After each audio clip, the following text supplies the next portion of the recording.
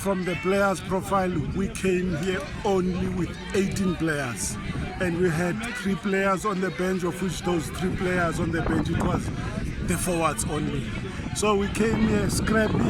I don't know whether my guys are giving up, but to this bunch of guys, these 18 players that came through here, I think they fought up until the last minute.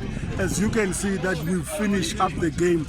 The last 15 minutes, we finished the game with 14 players. That was a tough one. Yeah, I noticed that that there was not a lot of substitutions going on.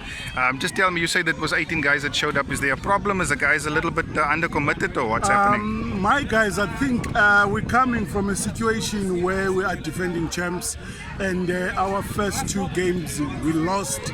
And I've been telling them that our preparation, because we didn't have off-season training, that's why we lost those games so close. And I said we're gonna build it up, and we built it up nicely. And we're trying each and every game to take a bonus point.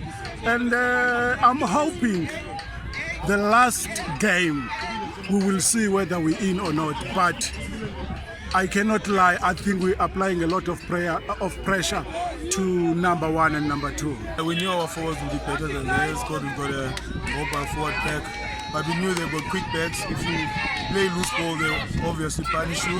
But yeah, we stuck to our guys. In the end, they tried to play their game, but it's already late. So I think our game was already executed. All right. You think they can improve still? I'm sure they can improve. I mean, Gardens is a big team.